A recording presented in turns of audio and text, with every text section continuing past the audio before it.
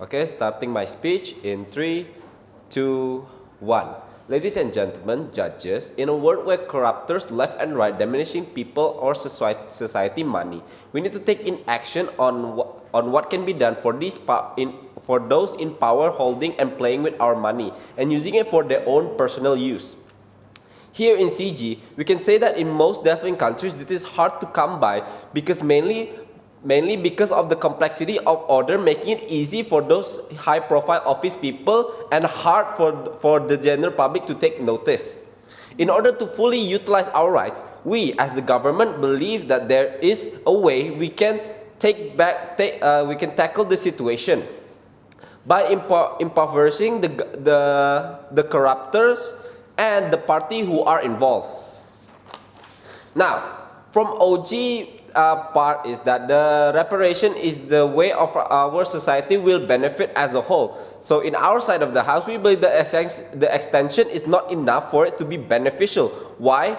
First, because the general public doesn't care of what happened to these corruptors. They don't care because what they care is the money that they put in tax and what they gain from the tax. So by punishing these corruptors will do nothing for them in general. Second, especially in developing countries in which they work so hard for their money to even pay for their rent, for their jobs, for their food, so that they can survive in their country. Now, death ration is also to these corruptors is also not effective because in the end, there are people who will still do it despite what people put them through. And other will not do it anymore because hence it's subjective. So whether or not we punish these people, punish these corruptors, the likely chance they will do it again or not do it again is based on individual perception. Hence it's subjective. Now, so ladies and gentlemen, welcome to my argument. The extension of benefit will not, for us in our side of the house, the extension of benefit will not just improve on the government side, but also the society and even the country as a whole moving forward. Now, first, we know that the corruptors need to be punished, right? And need to face the consequences for their action. As you know that I said before, the society, if they were only to be punished, they don't gain anything from it, right? As you know that maybe these corruptors gain money, they use the money and then they get punished, and then what? What happens to the society itself? What do they gain from these people getting punished? Do they gain satisfaction? Do they gain anything else rather than the fact that they lose money as a whole and they are forced to pay taxes in order to keep the country that they live in is to survive? Now, ladies and gentlemen, there are factors need to be taken into account when tackling these things.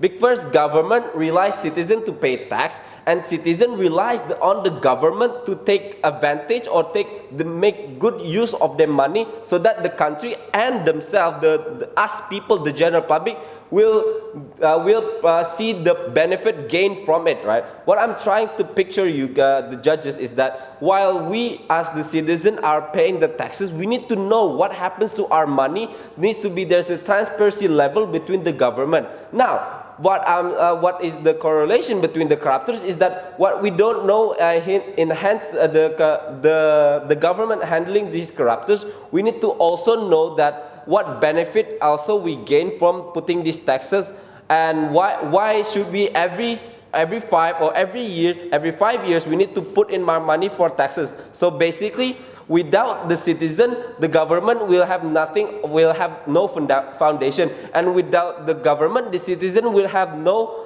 sense of direction on where this country will go towards to. Now, especially in developing countries, money is a sensitive topic. As you know that, because workers in developing countries, especially in government jobs, is that they tend to work 10 and 20 years, yet never satisfy themselves with the money that they created over those span of years. Why is that, ladies and gentlemen? Because of these corruptors keep diminishing their lives because of their personal use of money. As you know that we workers, we as the society needs our money to feed ourselves, to take care of our children, to pay their school, to pay their job. And if the corruptors keep on going on only be by punish and putting them in jail, it will do nothing for us. Hence, it will reduce the economic value, thus reducing the workers' salary as a whole. Now, the benefit of the extension of benefits that I was talking about before are two things. First, the likelihood of society being cooperative with the government. Second, it will surely strengthen our country external relationship as a whole. First, by impoverishing the corruptors and the party involved, we can say society will likely to trust and cooperate the government and most definitely follow any rules the government put or any decision simply by being transparent to society and making good use of their tax, hence punishing those corruptors. Thus, people will pay tax and follow their rules, hence the government is clean. Secondly, by benefiting the country as a whole, it will mean that amongst high-profile companies to see the destination to build their company profiting in the country. What I mean by is that high-profile companies such as Tesla, Google, all of these high-profile companies will likely sure to trust that country because, as you know, that by eliminating these factors that make these companies scared of us is those corruptors, right? So by not just punishing them, by making our whole system as the country is clean to this high-profile company, we'll make sure this company will continually to support us, hence increasing our economic value, hence also improving the society moving forward to us to possibly get out of this developing stage and maybe become fully developed by just impoverishing these parties or these corruptors that are involved. Ladies and gentlemen, what I'm saying is that most of these people that are corruptors are using their personal gains for their personal use that has no benefits in our country whatsoever, especially in developing country. So I'm trying to say is that people in this situation should be punished, but also we should look at the extension of benefit that is being put throughout our benefit and our mechanism. So in forward to that, I say that we as the closing government has the potential to make the society as a whole grow and potentially making us for the long term is more beneficial. Hence, I will very proud to propose this debate. Thank you. Well, I'm going to start my speech in 3, 2, 1. Judges, what happened in status quo? In status quo, there were so many corruptors who had already vanished in the jail. But by punish them in the jail, it's not make them know their mistakes. So there are so many corruptors that can live safety and comfortable in the jail.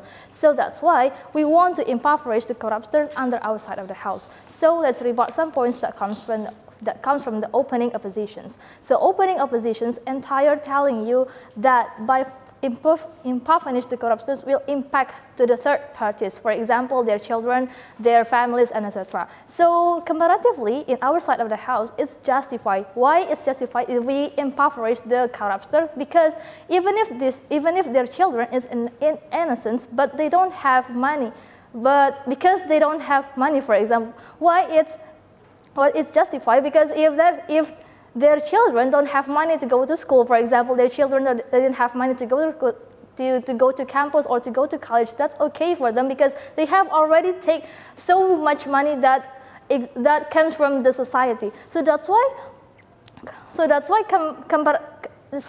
by impoverish the corruptors, it's just one of the way for us to give them or to make them one of the compensations that their parents or one of their family had done or had made so many of society suffers.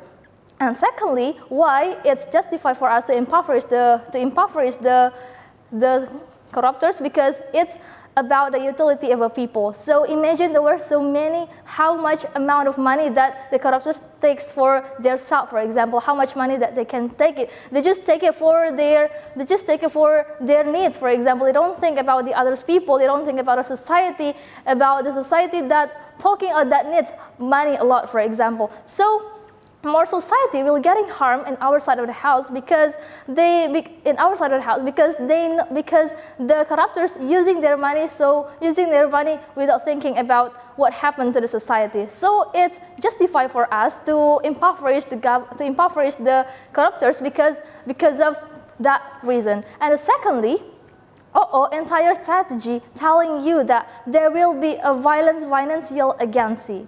By saying this, indicate that they tries to protect those kind of corruptors. So why we don't need to thinking about the financial agency in their side of the house? Because first we have a right to impoverish them because it's not their money, They take that money that comes from the government. They take money that comes from the state. They take money from the society. So it's not their money. So that's okay for us to impoverish them because it's the money of the government. It's the money of our country. So by impoverish them, we also want to giving them the interest. Why giving them interest is justified? Because for example, in their side of the house, we say said that they don't